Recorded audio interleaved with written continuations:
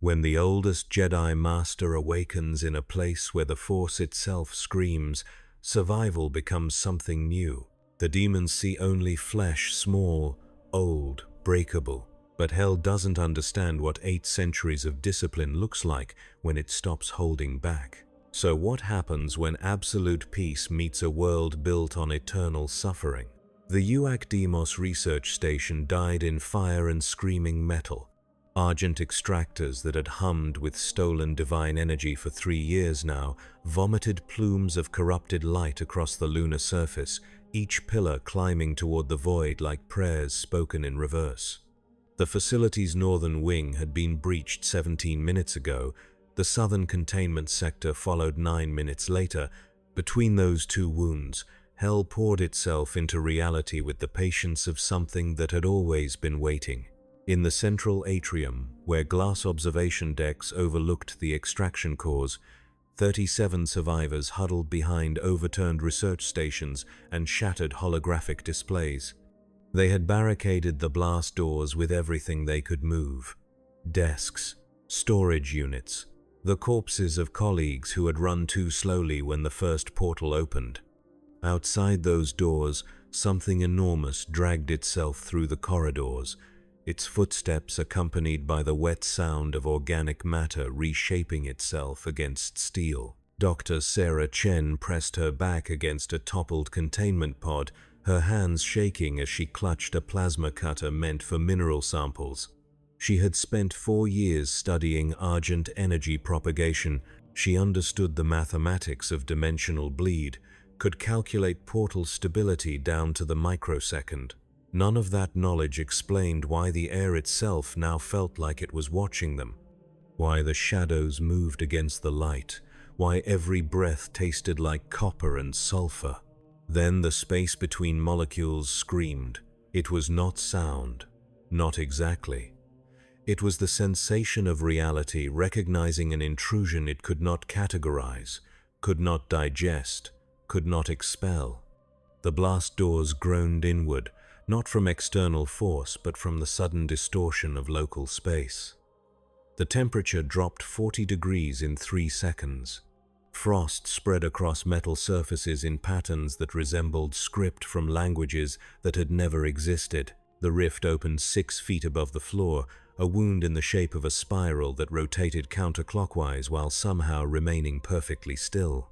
Through it spilled light that was too green, too alive, crackling with energy that made the argent extractors howl in sympathetic resonance. The survivors raised their makeshift weapons.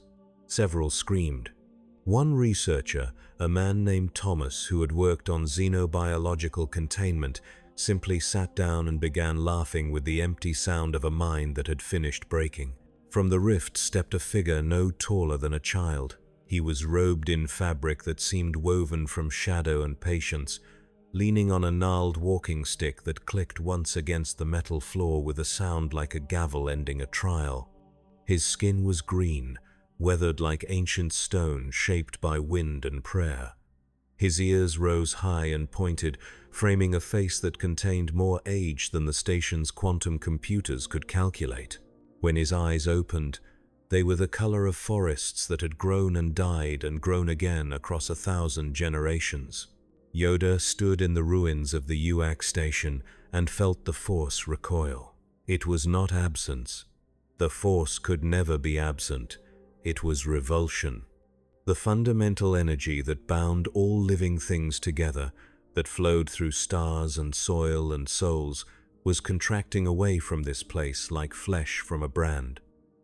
He had felt darkness before, had walked through Sith temples where the air itself was thick with suffering, had faced the Emperor's malice, a black sun of corrupted will. This was different.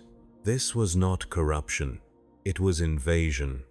As if another universe entirely had decided to digest this one from the inside out, replacing its essence molecule by molecule with something that could only be called hunger given consciousness and intent. The survivors stared at him with weapons raised. Chen's plasma cutter whined as she activated it, the cutting edge glowing blue-white in the emergency lighting. Her voice shook but held steady. "Stay back. Whatever you are, stay back." Yoda regarded her with eyes that had watched civilizations rise and crumble. When he spoke, his voice carried the weight of distant thunder shaped into words. "Afraid you are. Understand this, I do." He lifted one three-fingered hand, and the force moved through him like water finding its course. The plasma cutter flickered, died, its power cell neutralized without harm. Around the atrium, every improvised weapon lost function simultaneously, not destroyed. Simply quieted, as a parent might gently remove a knife from a child's hand. "Your enemy, I am not." The words had barely settled when the barricaded blast doors exploded inward. The arc vial entered like a sermon written in bone and flame. It stood 12 feet tall, its flesh the color of bruised meat wrapped around a skeleton that bent in too many places. Its skull was elongated, eyeless, yet it turned toward the survivors with the absolute certainty of a predator that had already tasted their fear. Flames wreathed its skeletal hands, not natural fire but something that burned cold, that consumed light instead of creating it. Behind it came a tide of lesser demons, imps that skittered on 3 limbs while their fourth carved furrows in the metal floor, hell knights whose armor seemed grown from calcified rage, a mancubus that wheezed toxic vapor through organic cannons mounted on its shoulders. The archvile's jaw opened. Its voice was every prayer spoken backward, every hope inverted. "What curious flesh wanders into our dominion, so small, so old, so bright?" Yoda's walking stick touched the floor again. Once, twice. "Leave this place you will, or removed you shall be." The archvile laughed. The sound made 3 of the survivors vomit blood. Then Yoda moved.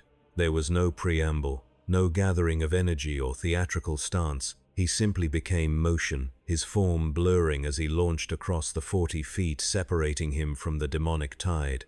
His lightsaber ignited mid-leap, its blade the purest green, a shaft of light that seemed to carry within it every forest on every world that had ever grown towards sunlight.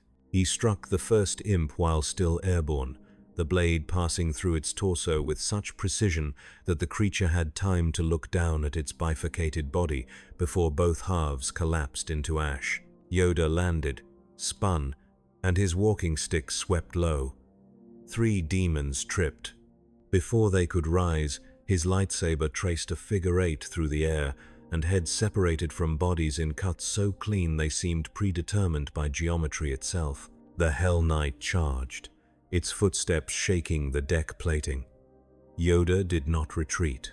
He stepped forward, inside the arc of the creature's descending fist, and drove his lightsaber upward through its jaw and into what passed for its brain. The Hell Knight's momentum carried it past him. It took 6 more steps before realizing it was dead. The mancubus fired both arm cannons. Toxic projectiles filled the air, each one capable of dissolving steel. Yoda raised his free hand, and the force responded despite its revulsion with this place. The projectiles halted mid-flight, hung suspended for one perfect moment, then reversed course. They struck the mancubus in its own face, and the creature melted into a pile of bubbling organic waste. Through it all, Yoda's expression never changed. His movements carried no rage, no hatred, only necessity shaped by 8 centuries of discipline. The archvile watched its legions fall and felt something it had not experienced since before Hell's first incursion into mortal reality. It felt doubt. "You are not of the Slayer's making," it said. "You burn with different fire. Purer, more ancient, we have not seen your like before." Yoda extinguished his lightsaber. The atrium fell silent except for the groaning of damaged infrastructure and the ragged breathing of the survivors. "Seen the Slayer, you have. Speak of him. You do." The archvile's eyeless face turned toward him with the focus of a scholar discovering a new theorem. "The Doomslayer walks these halls. He is fury incarnate, the punishment dreamed by 1 billion dying worlds. But you are something else. You are balance made flesh, the light side of a coin we did not know existed. Know where he walks, do you? He descends, always descending. Toward the core where the makers weave their machine dreams and hell whispers its eternal hunger. They seek to bind what you carry, the energy that flows through you, the force you call it. They would make of it a new fuel, a power that transcends argent, that could reshape the firmament itself. Yoda's ears lowered. In that small gesture lived a sadness that could have filled oceans. Then stop them. I must. The archvile's flames intensified, not in threat but in something approaching reverence. We will meet again, little prophet. And when we do, I will burn that light from your bones and feed it to the abyss. It stepped backward into shadows that should not have been deep enough to contain it. The remaining demons followed. In seconds, the atrium held only Yoda, the survivors, and the bodies of the fallen. Chen lowered her dead plasma cutter. Her voice was barely a whisper. What are you? Yoda looked at her with eyes that had seen the Clone Wars, the fall of the Jedi, the rise of the Empire, and beyond. When he answered, his words carried the weight of truth that could not be denied. A Jedi I am, lost perhaps, but still the light I serve. He turned toward the corridor that led deeper into the facility, toward the extraction cores, toward the place where hell and heaven were preparing to rewrite the fundamental nature of existence itself. Stay here, you must. Barricade again. When safe it is, help will come. He did not wait for acknowledgement. There was no time. The Force, even sickened by this place, still showed him threads of possibility spinning toward darkness. He could feel them converging on a point far below, where something ancient and terrible was being born. Yoda walked into the burning corridors of Deimos Station, a figure no taller than a child carrying a light that hell itself had learned to fear. The extraction core's maintenance shaft descended for 3 miles through reinforced concrete, titanium plating, and wards inscribed in languages that predated human civilization by eons. Yoda descended via the service elevator, its magnetic locks groaning as they struggled to function amid the reality distortions rippling through the facility. Emergency lights flickered in sequence, creating the illusion of movement in the darkness between floors. He had closed his eyes. Sight was proving unreliable here. The geometry of the facility kept shifting at the edges of perception, corridors extending longer than their blueprints allowed, rooms folding into configurations that should have been spatially impossible. But the Force, even wounded and reeling, still provided guidance. It flowed around the wrongness the way water flows around stones, creating eddies and patterns that a trained mind could read. What he read was carnage. The elevator passed floor 12, where something had torn through the Eastern Research Wing like a storm given teeth. Yoda glimpsed bodies pressed against the windows, their faces frozen in expressions that transcended fear and entered the territory of religious ecstasy. They had died seeing something that their minds interpreted as divine. Floor 18 revealed a different kind of destruction. Here the walls were scorched black, not by fire but by heat so intense it had fused metal and concrete into volcanic glass. At the center of one lab, a perfect circle remained untouched, as if the destruction had deliberately avoided that space. Within the circle, written in argent energy that still pulsed with residual power, was a symbol Yoda recognized from his studies of ancient Force religions, the mark of purification, of cleansing by absolute judgment. The Slayer had passed this way. Yoda could feel the echo of him, a psychic afterimage burned into reality itself. It was rage compressed into a single point, then released with the precision of a surgical laser. But there was something else beneath the fury, something older and sadder, a memory of loss so profound it had calcified into purpose. The Force showed Yoda flashes of it, a woman's face, a child's laughter. A city burning while its defender screamed helplessly inside armor that would not break, could not save. The elevator reached floor 27 and stopped. The doors opened onto a corridor that stretched into darkness. Yoda stepped out, his walking stick clicking against the floor in rhythm with his heartbeat. Slow, steady. The rhythm of someone who had learned patience when the galaxy was young. Ahead, a figure stepped into the emergency lighting.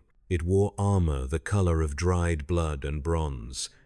Every plate was scarred, marked by weapons that should have been able to destroy mountains. Across the chest piece, in script so old it predated human writing, were inscribed names. Billions of them. Smaller than atoms, visible only to those who knew to look with more than eyes. The names of every soul hell had taken, burned into the armor like prayers. The Praetor suit contained the Doomslayer, and the Doomslayer was fury given flesh and will. He stood 7 feet tall. His weapons were maglocked to his back and thighs, each one a masterwork of destruction. The super shotgun, the plasma rifle, the BFG 9000 that could unmake reality in a sphere 50 meters wide. But it was not the weapons that made him terrible. It was the absolute certainty radiating from him like heat from a star. The knowledge that he would not stop, could not stop, would walk through hell and heaven and every realm between until his purpose was fulfilled or the universe itself ended. He looked at Yoda, and Yoda looked back. For 10 seconds, neither moved, neither spoke. They took each other's measure in the silence between heartbeats, reading the weight of centuries in posture and presence. Finally, the Slayer's helmet tilted, a gesture that might have been respect or warning. The vocoder in his suit activated, translating thought into sound with the quality of gravel grinding against steel. "You don't belong here." Yoda's ears lifted slightly. Almost a smile. "Belong here? No one does. Yet here we are. The Makers are harvesting something from this facility. New energy, something they've never touched before. It burns brighter than argent, cleaner. They want to use it to remake their divine engine, to restart the cycle of suffering that powers their realm. I'm here to kill them all. Every last one. You should leave. The force they seek to harvest, the energy that binds all living things, turn it into fuel they wish to. A perversion, this is, an abomination." The Slayer's fists clenched, armor servos whined. "Then we have the same goal. Perhaps, but the same methods we do not share. I don't have time for philosophy. They're 3 floors down, beginning the extraction ritual. Every second we waste, they pull more of your force into their machines. By the time they're done, they'll have enough power to extend their reach across dimensions. Your galaxy, mine, every reality where life exists, they'll farm it like livestock." Yoda's expression hardened. The air around him seemed to brighten, as if distant stars had turned their gaze upon this place. "Then go. I will. But alone, you need not be." The Slayer studied him for a long moment, then nodded once, turned, began walking toward the stairwell that led to the deeper levels. Yoda followed. Behind them, the elevator's magnetic locks failed completely, and the car plummeted into darkness, its screaming descent echoing up the shaft like a falling angel singing its last hymn. They descended together through levels that had been built to contain the impossible. Walls lined with ward matrices that pulsed with siphoned argent energy. Floors inscribed with containment circles that could theoretically trap demons of any classification. Ceiling-mounted turrets loaded with blessed ammunition, each bullet carved with prayers in 17 dead languages. All of it was failing, crumbling. The Maker's extraction ritual was pulling too much power from the facility's core, creating a cascade of system failures that rippled outward like cracks in glass. On floor 30, they encountered the first wave of Maker drones. The entities materialized from geometric portals that folded space into origami shapes. each one a perfect golden figure that hummed with divine frequency.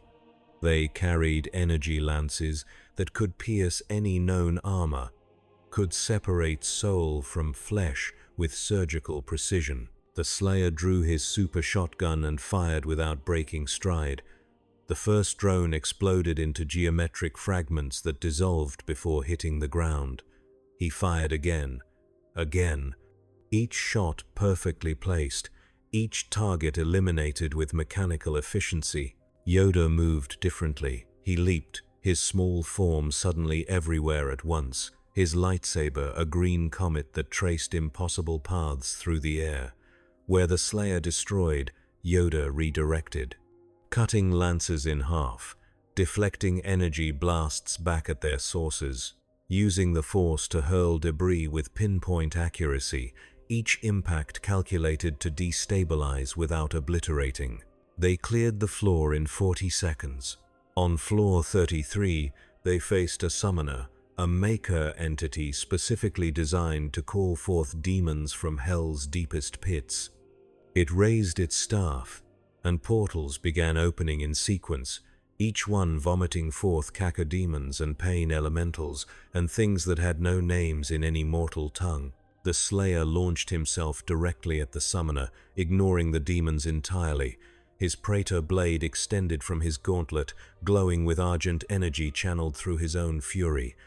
He drove it through the summoner's chest and held it there, staring into the entity's golden eyes as its divine light flickered and died. Behind him, Yoda had closed his eyes and raised both hands. The Force moved through him like a river breaking through a dam. Every demon in the corridor froze, held in invisible grips that compressed from all directions simultaneously. Yoda brought his hands together in a single clapping motion. The demons imploded, all of them, at the same instant, their essence compressed into singularities that winked out of existence with sounds like distant bells. The Slayer withdrew his blade and looked back at Yoda.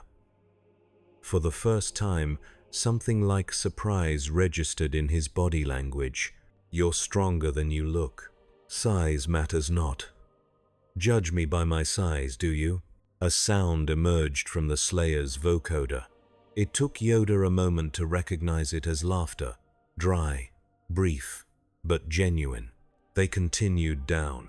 Floor 36 was where they found the first of the harvested. The chamber was vast, its ceiling lost in shadows that seemed deeper than the space should allow. Arranged in concentric circles were containment pods, each one holding a human figure suspended in amber-colored fluid. Tubes and cables ran from each pod to a central column that pulsed with energy that was simultaneously argent and something else, something that felt alive, aware, desperate. Yoda approached the nearest pod. The figure inside was a young woman, early 20s, her face peaceful despite the horror of her circumstances. Around her, the Force itself was being drawn out, pulled from her cells and consciousness, and compressed into liquid energy that flowed through the tubes toward the central column. She was being drained of her very connection to life itself. Yoda placed his hand against the pod's surface. Through the Force, he could feel her. Her name was Jessica Marquez. She had come to Deimos Station to study xenobiology. She played violin, loved her sister, dreamed of one day returning to Earth and teaching children about the wonders of the cosmos. All of that was being extracted, converted, fuel for divine machinery that cared nothing for dreams or music or love. How many? Yoda's voice was barely a whisper. The Slayer checked a nearby terminal, his armored fingers moving with surprising delicacy across the holographic interface. 237 in this chamber, 62 already dead from the extraction process. The rest have maybe 2 hours before their neural patterns collapse completely. Save them, can we? If we shut down the ritual, yes. But the moment we do, every maker and demon in this facility will know where we are, and they'll come for us with everything they have. Yoda looked at the 237 souls being slowly murdered for divine convenience, felt their fading presences in the force like candles guttering in a storm, saw the threads of their possible futures collapsing into darkness. Then let them come. He ignited his lightsaber and drove it into the central column. The effect was immediate and catastrophic. The column exploded in a geyser of mixed argent and force energy that fountained toward the ceiling, spreading across the surface in fractal patterns that seemed to contain entire galaxies. Every pod simultaneously released its captive, the amber fluid draining away as life support systems activated on emergency power. Throughout the facility, alarms screamed, blast doors sealed. Automated defense systems came online with the mechanical precision of a sleeping god opening its eyes. The Slayer loaded shells into his super shotgun with the calm of someone who had done this 10,000 times before. "Hope you're ready for war."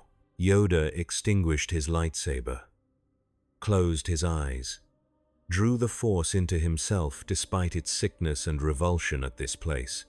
Let it fill every cell, every atom, until he blazed with light that had crossed dimensions and refused to be extinguished.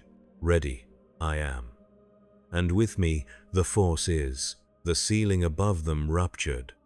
Through the gap fell a host of Maker angels, their golden forms blazing with divine righteousness and pure, undiluted certainty. Behind them came demons, legions of them, pouring through portals that tore themselves open in every wall. At the center of the angelic host descended a figure that made all the others seem like shadows of shadows. It wore armor that was simultaneously white fire and solid light, sculpted into the shape of absolute authority. Wings spread from its back, 6 of them, each feather inscribed with the true names of stars. Its face was beautiful and terrible, containing within it every ideal humanity had ever dreamed of, and every disappointment those dreams had created. It spoke, and its voice was the sound of galaxies aligning. You have interrupted a sacred work, the ascension of lower matter into higher purpose. For this transgression you will be unmade.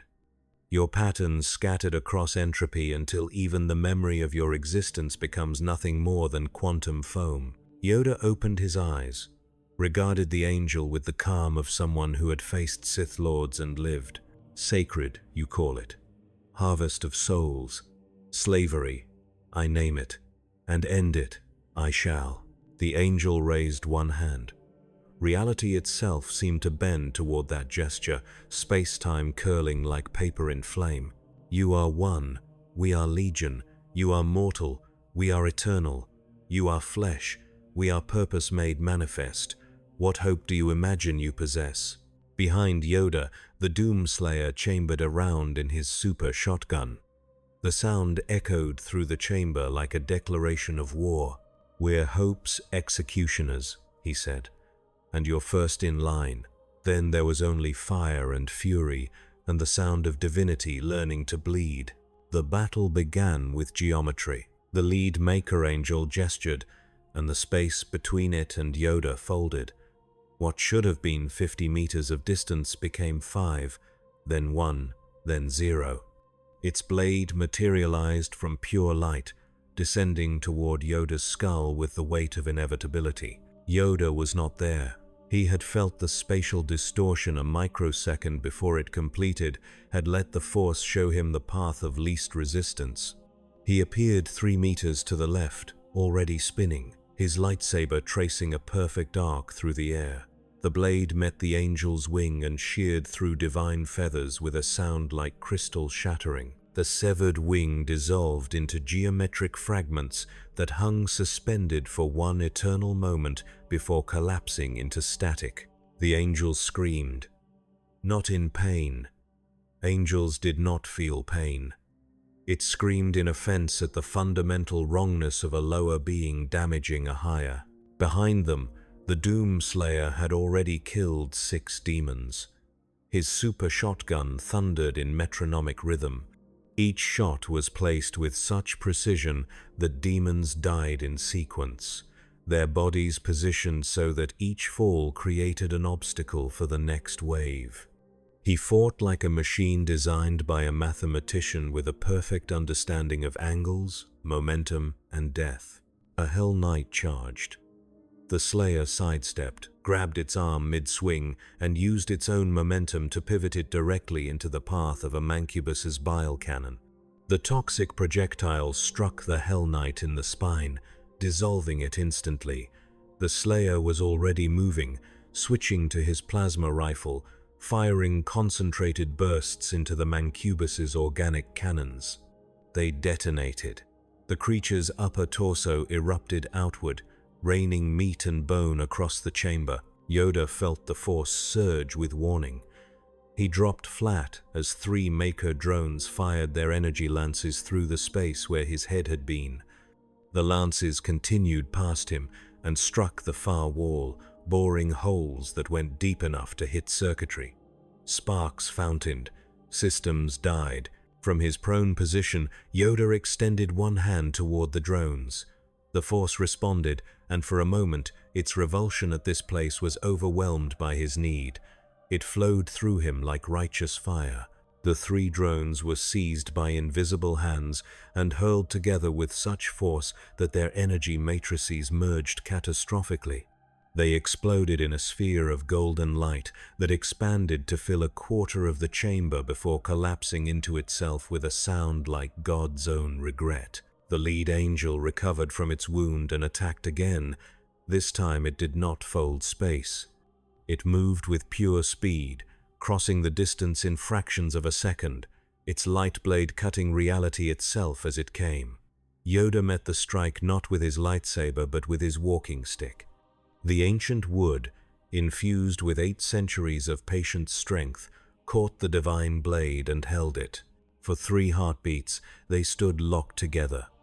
The angel's beautiful face contorted with something approaching confusion. "What are you?" "Your energy does not match our simulations. You burn with something we cannot categorize." Yoda's eyes were ancient forests under distant moons. "The Force, you cannot understand. It is life itself. Not fuel, not tool. Life." He twisted his walking stick. The angel's blade shattered. In the moment of its shock, Yoda drove his lightsaber upward through its chest, where a heart would have been if angels needed such things. The blade emerged from its back wreathed in golden ichor that burned as it fell. The angel looked down at the wound, looked at Yoda. In its eyes, for just one instant, there was something that might have been recognition. "You are like us," it whispered, "a servant of something greater. We are not enemies, we are mirrors." "No," Yoda said gently. "Sadly, you have forgotten what you serve, remembered only service itself. Lost you are, and mercy I grant." He twisted the blade. The angel's matrix collapsed. It fell to its knees, then forward, its form dissolving into light that rose toward the ceiling and was absorbed into the facility's damaged ward matrices. Even in death, it was being recycled, converted into power for systems that would use it without thought or gratitude. The Slayer had switched to his rocket launcher. He fired into clusters of demons with mechanical precision, each explosion calculated to maximize shrapnel dispersion. A Hell Baron caught a rocket directly to its face and staggered backward, its skull cratered but not destroyed. The Slayer was already moving forward, had drawn his Praetor blade, was inside the demon's guard before it could recover. He drove the blade up through its jaw and into its brain, then activated the Argent reservoir inside the weapon. The Hell Baron's head exploded from the inside out. The body remained standing for 5 full seconds before collapsing. More Makers poured through the ceiling breach. More demons climbed from portals that opened like wounds in reality. The chamber had become a killing field, bodies piling high enough to create terrain, blood and ichor mixing into a slurry that covered the floor ankle deep. And still they came. Yoda felt the Force straining. It was not meant to exist in this place, not meant to touch energies so fundamentally opposed to life. Every time he called upon it, Every time he channeled it to deflect a blow or hurl an enemy or protect the innocent, he felt it recoil further, felt it becoming thinner, weaker, like a muscle stretched past its breaking point. He could not sustain this indefinitely. The Slayer must have sensed it. Combat instinct honed by eons of war recognized the signs of an ally beginning to falter. He fought his way toward Yoda, creating a corridor of destruction through the demon tide, his weapons never stopping, his fury never diminishing. They met back to back in the center of the chamber, surrounded by enemies on all sides. The recovered captives huddled in their pods, too weak to run, too terrified to die. "We need to move," the Slayer said. His voice carried no exhaustion, only assessment. 3 floors down, the main ritual chamber. That's where the Maker Seraphim is performing the primary extraction. If we can reach it and shut down the core process, the smaller harvesting stations will all fail simultaneously. Through this, we must go. Yoda gestured at the ocean of flesh and divine energy that separated them from the exit. Through them. Over them. Doesn't matter. Just forward. Yoda closed his eyes. Drew breath. Let the force flow through him one more time despite its pain. When he spoke, his voice carried a resonance that seemed to come from somewhere beyond this universe, from a place where the force was still whole and strong and infinite. Then forward we go, and together, unstoppable we are. The Slayer's vocoder produced that dry laugh again. Damn right. They moved as one. The Slayer charged directly into the densest concentration of enemies, his crucible blade ignited, a sword of pure argent energy that cut through demon flesh and Maker matrices with equal ease. Where he struck, matter ceased to exist. Where he walked, death followed with the inevitability of physics. Yoda followed in his wake, protecting their rear and flanks. His lightsaber wove patterns of light through the darkness, each movement precise, economical, beautiful in its efficiency. A demon leaped at him from the shadows. He severed its legs mid-flight without looking, already turning to deflect a Maker's energy lance into another demon's chest. They fought their way through the chamber in brutal increments, 20 meters, 30, 40, each meter purchased with violence and blood and the gradual exhaustion of resources that were not infinite. The Slayer's armor showed stress fractures now. Argent energy leaked from a cracked shoulder plate. His ammunition was finite, each magazine bringing him closer to the moment when he would have to rely purely on the crucible and his own supernatural strength. Yoda's connection to the Force had worn thin as spider silk. He could still feel it, still call upon it, but every use now came with a cost that manifested as physical pain. His joints ached. His hearts labored. 8 centuries of life made themselves known in every movement, but still they advanced. Still they killed. Still they refused to break. They reached the stairwell that led down to floor 37. The doorway was flanked by 2 hell priests, demonic entities that served as hell's dark mirror to human clergy. They chanted in languages that predated civilization, languages composed entirely of suffering given syntax. Their words created reality distortions that made the air itself toxic, that caused anyone who heard them to experience their own death over and over in infinite recursion. The Slayer raised his BFG 9000, charged it, fired. The green sphere of concentrated plasma erupted from the weapon and expanded as it traveled, tendrils of energy reaching out to touch everything in its path. The Hell Priests tried to ward against it with their prayers, tried to bend reality away from the sphere's trajectory.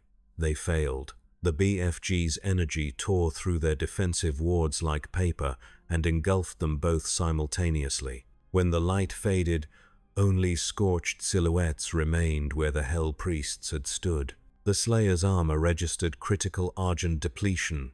The BFG 9000's chamber glowed red with overheat warnings. he would not be able to fire it again for at least 90 seconds. Yoda limped forward, his walking stick supporting more of his weight than it had in decades. His breath came in labored gasps. The force around him flickered like a candle in a storm, but his eyes still burned with purpose. Close now, we are. Finish this, we must. They descended together into the darkness below, leaving behind a chamber full of death and a small group of survivors who would spend the rest of their lives trying to understand what they had witnessed. 3 floors down, in a ritual chamber carved from the bones of a dead god, something ancient and terrible was being born. Floor 37 had been built around a pre-existing structure. The UAC excavation teams had discovered it buried beneath 3 miles of lunar regolith, a temple or tomb or machine that predated human civilization by eons. They had cut into it carefully, reverently, terrified and exhilarated by the implications of finding proof of precursor intelligence on a moon that should have been geologically dead. What they found was a gateway, a wound in the fabric of reality that had been carefully sealed by beings who understood the stakes of letting it remain open. The UAC, in its infinite wisdom, had broken those seals. The ritual chamber was a sphere 200 meters in diameter, its walls covered in script that writhed and shifted when viewed directly. At the center of the sphere, suspended in a lattice of energy that was simultaneously golden and red, hung a construct that hurt to perceive. It was machinery and biology, and geometry that folded through dimensions human mathematics could not describe. This was the Maker Seraphim's grand work, the device that would harvest the Force itself, compress it into a substrate pure enough to power their divine engines for 1,000 millennia, fuel their immortality until entropy itself grew old and died. The Seraphim itself stood before the construct, its form so bright that looking directly at it caused temporary blindness. It was taller than the angels, more complex, its body a cascade of interlocking wings and eyes and wheels within wheels. When it turned to regard Yoda and the Slayer as they entered the chamber, 100 eyes focused on them with perfect, terrible attention. The disruptors arrive. How predictable, how futile. Its voice was multiple voices harmonizing, each one pitched to resonate with a different fundamental force of the universe: gravity, electromagnetism, the strong and weak nuclear forces. The sound made reality itself vibrate.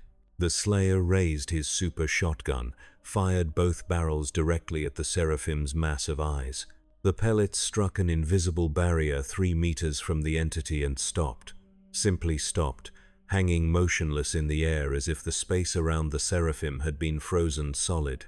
Your weapons cannot harm me, Slayer. I exist in 17 dimensions simultaneously. To destroy me here would simply relocate my consciousness to another plane. I am functionally immortal. I am divine purpose made manifest. I am inevitable. Yoda stepped forward. The Force gathered around him despite its agony, despite its revulsion, because he needed it, and it had never refused him in 8 centuries of service. Immortal, you claim, but no death, do you? No loss? No love? Without these things, alive are you truly?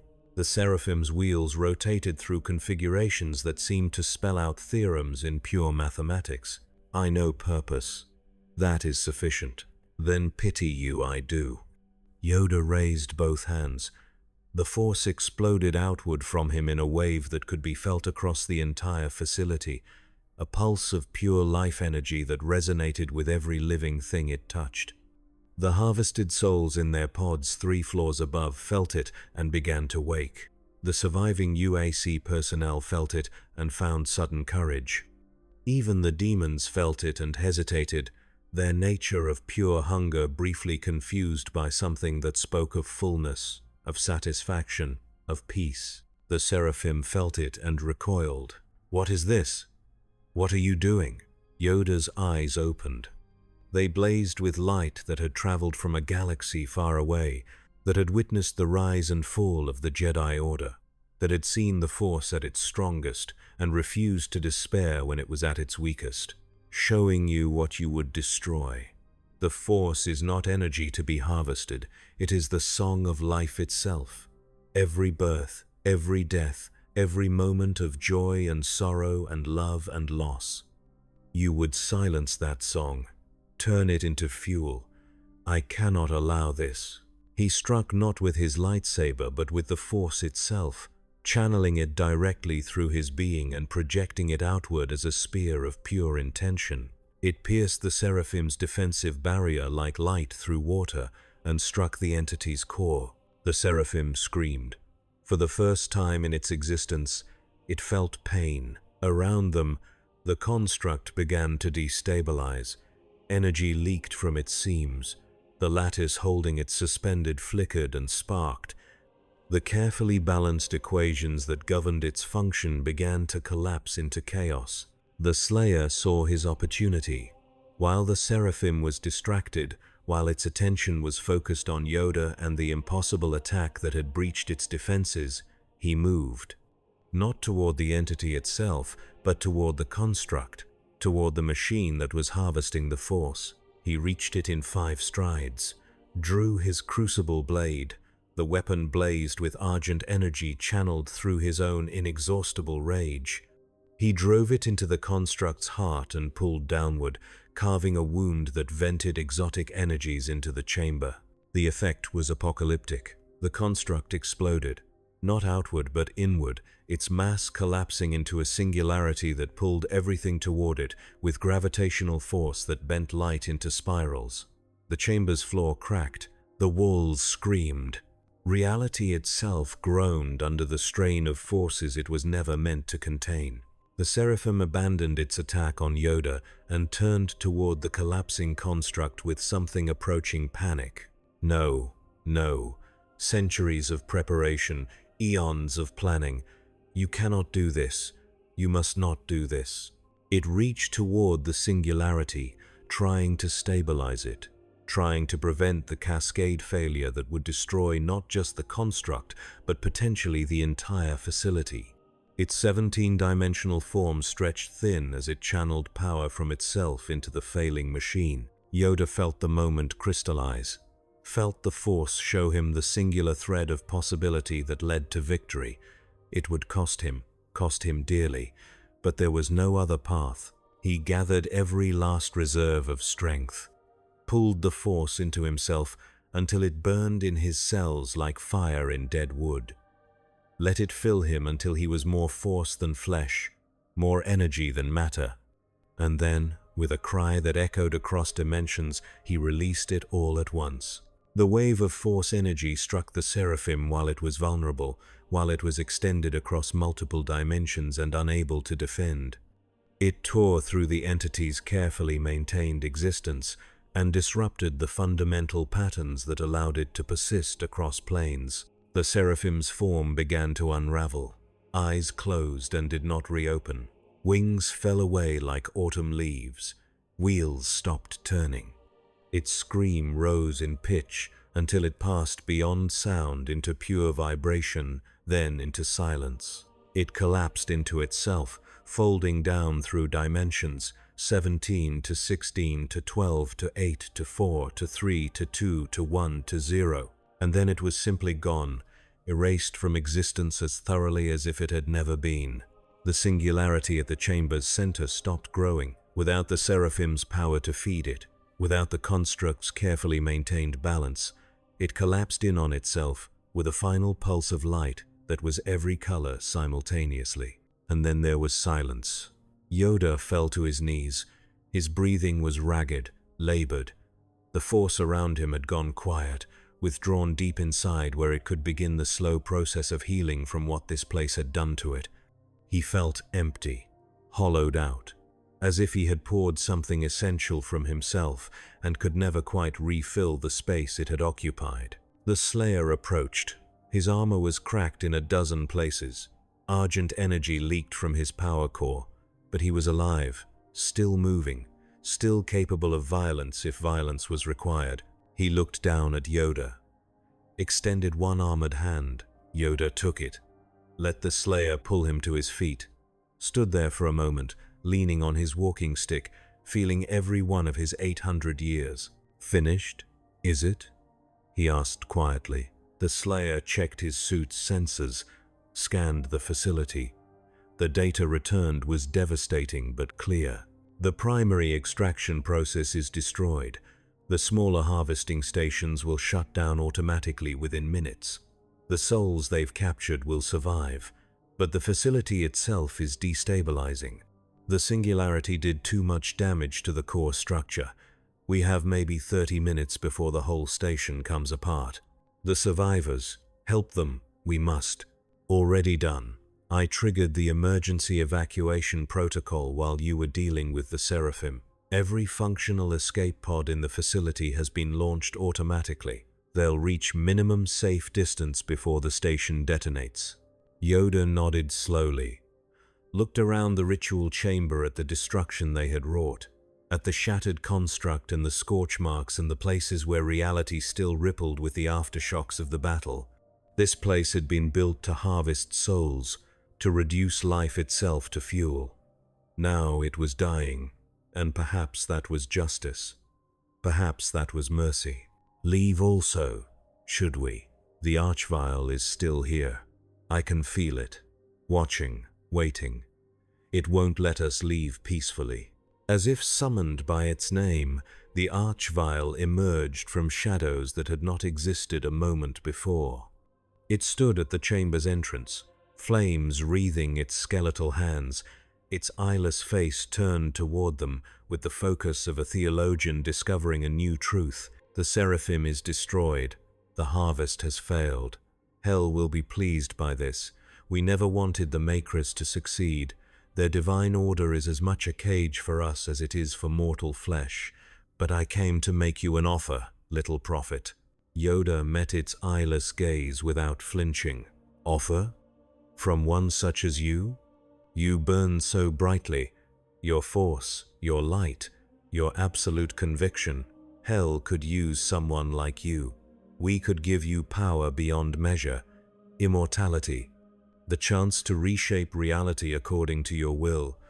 All we ask is that you stop fighting what you are, what I am, a weapon, a force of change, a breaker of chains. You and the Slayer, you are not so different. Both of you destroy in the name of salvation. Both of you kill to protect. The only difference is that you lie to yourself about it. Call it peace, call it justice. But it is still violence in the end, still blood on your hands, still death by your design. Yoda was quiet for a long moment. When he spoke, his voice carried a sadness that could have broken worlds. Right, you are. Violence I have done. Death I have caused. But the difference you do not see. Choose this path, I did. Not for power, not for glory, but because needed it was, because stood between innocence and corruption, someone must. The difference is not in the killing, is in the why. The Archvile's flames intensified, not in anger, in something approaching respect. Then we will meet again, in this life or the next. And when we do, I will test that conviction until it breaks or proves itself eternal. It stepped backward into shadow and was gone. The chamber shuddered. A deep groaning filled the air as structural supports began to fail. The Slayer checked his chronometer. 15 minutes. We need to move. They made their way through the collapsing facility together, a warrior and a sage, two beings who had crossed dimensions to stand against darkness. Behind them, the temple machine tomb continued its death throes, each shudder bringing it closer to the moment when it would unmake itself completely. They reached the surface with 3 minutes to spare. The last functional transport shuttle waited for them, its engines already warming. Its pilot, a young engineer named Chen, who Yoda remembered from the atrium, frantically waving them forward. As they boarded, Yoda turned back to look at the station one last time. It was beautiful in its destruction, flames rising from a dozen breaches, light spilling from wounds in its hull like blood from a divine being. He could still feel the force flowing through the rescued souls, weak but alive, healing slowly as they were carried away to safety. The shuttle launched. The station fell away below them. And then, with a flash that briefly outshone the distant sun, Deimos Research Station ceased to exist. The detonation was clean, surgical. Every piece of technology that could harvest souls, every ward that could bind demons, every portal that could bridge hell and heaven was reduced to its component atoms and scattered across the void. The Slayer removed his helmet. Beneath it was a face that had seen too much, endured too much, lost too much. Human once, something else now.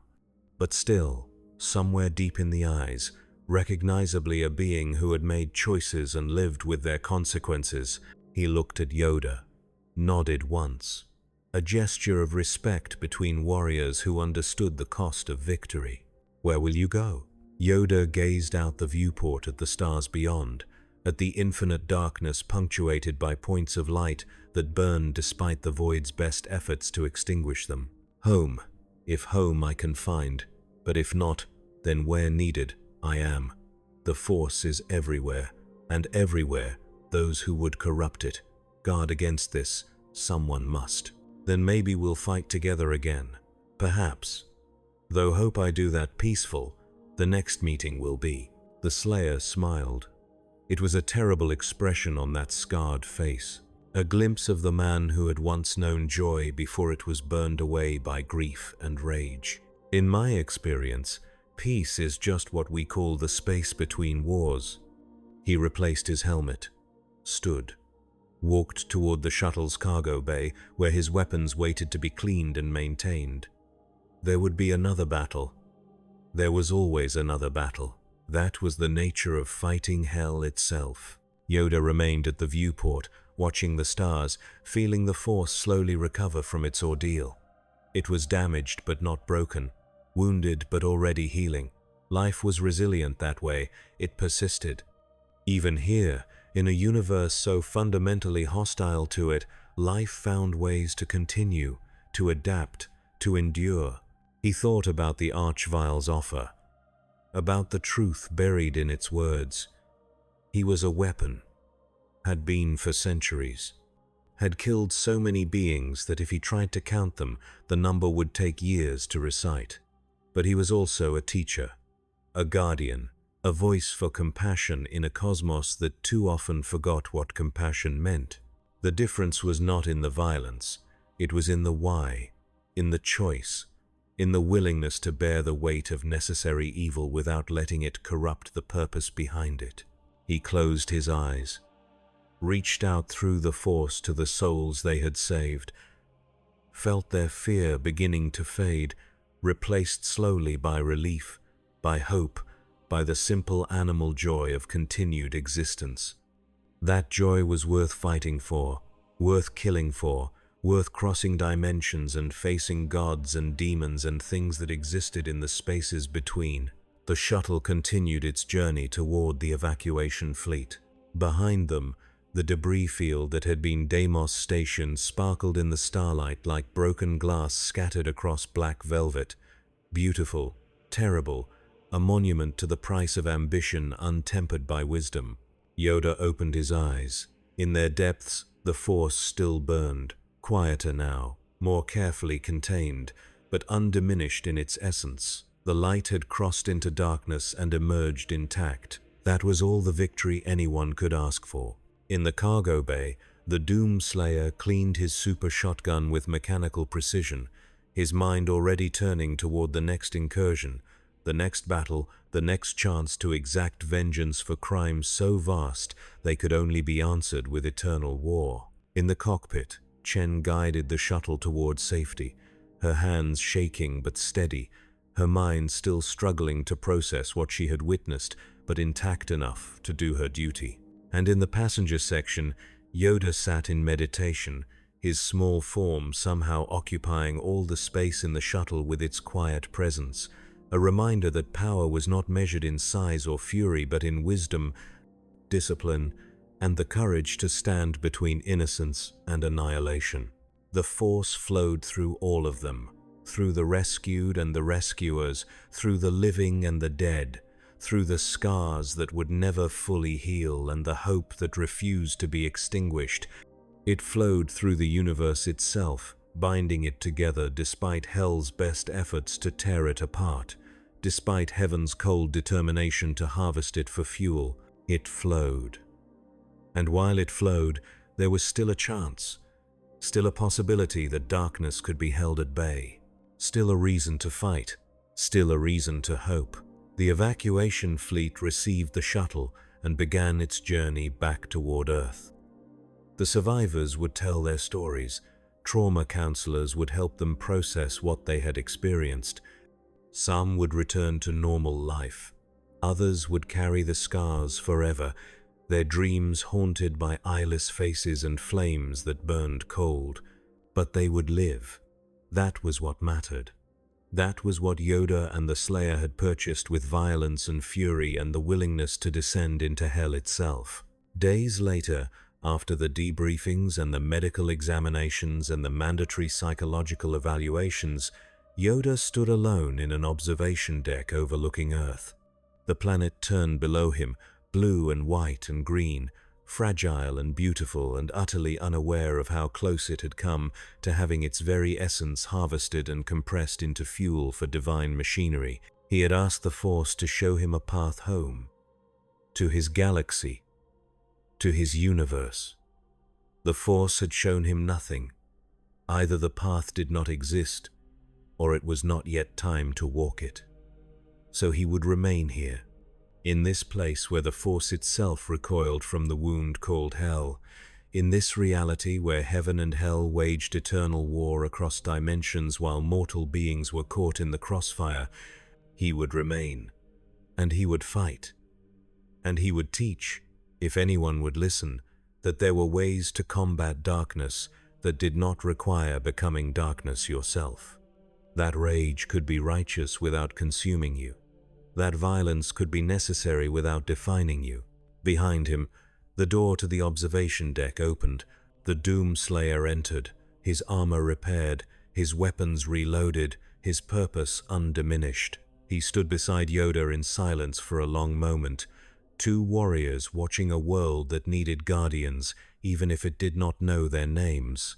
Finally, Yoda spoke. "More battles there will be, always. Together face them, shall we?" The Slayer considered. In his centuries of war, he had fought alone, had learned to trust no one, rely on nothing but his own fury and the weapons in his hands. But this small being had proven itself in fire and blood, had stood beside him against impossible odds and had not broken, had protected the innocent even when the Force itself recoiled from this place. That earned respect. That earned trust. Together, he agreed, they stood in silence, watching the Earth turn, knowing that somewhere in the darkness between stars, hell was already planning its next incursion.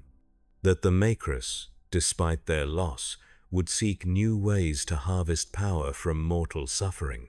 That the war was not over and would never be over. But for this moment, there was peace. The space between battles, the breath before the plunge. They would rest, recover, prepare, and when the darkness came again, as it always did, they would be ready. A warrior of fury who could not be stopped, a sage of light who would not be extinguished. Together, they were something new, something this universe had never seen before. A synthesis of rage and wisdom, violence and compassion, destruction and protection. Hell would learn to fear them. Heaven would learn to respect them, and the innocent souls caught between would find, in their darkest hours, that guardians walked the void on their behalf. The Force flowed through Yoda, quieter now but undimmed. It showed him threads of possibility spinning into the future, battles yet to fight, lessons yet to teach, souls yet to save. The path was long. The cost would be high. But it was a path worth walking.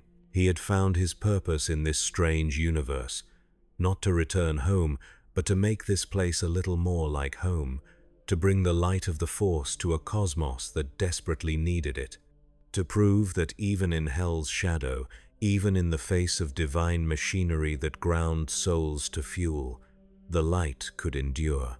The Doomslayer's sensors detected an anomaly, a portal opening 3 systems away, demonic signatures, a new incursion beginning, his weapon systems activated automatically, his armor sealed. The eternal war called him back. He looked at Yoda. The small being nodded, picked up his walking stick, ignited his lightsaber. The green blade hummed with patient, terrible certainty. They walked toward the shuttle that would carry them to the next battle. Behind them, Earth continued its rotation, its billions of souls breathing and dreaming and living, utterly unaware of the 2 guardians who had chosen to stand between them and annihilation. The Force whispered to Yoda as they walked. It showed him a vision of the future. Not certain, not fixed, but possible. A future where hell was driven back, where the Makers learned mercy, where the cycle of suffering and harvest was finally broken. It was a distant future, purchased with uncountable battles, paid for in blood and sacrifice, and the slow erosion of everything except will itself. But it was possible, and possibility was enough. They boarded the shuttle. The engines roared to life. The universe waited, vast and cold and full of darkness, but also full of light, full of souls worth saving, full of battles worth fighting. Yoda closed his eyes and let the Force guide him forward, into the unknown, into the fire, into the eternal war that defined this universe's existence. He was ready. The Force was with him, and that, in the end, was all he needed.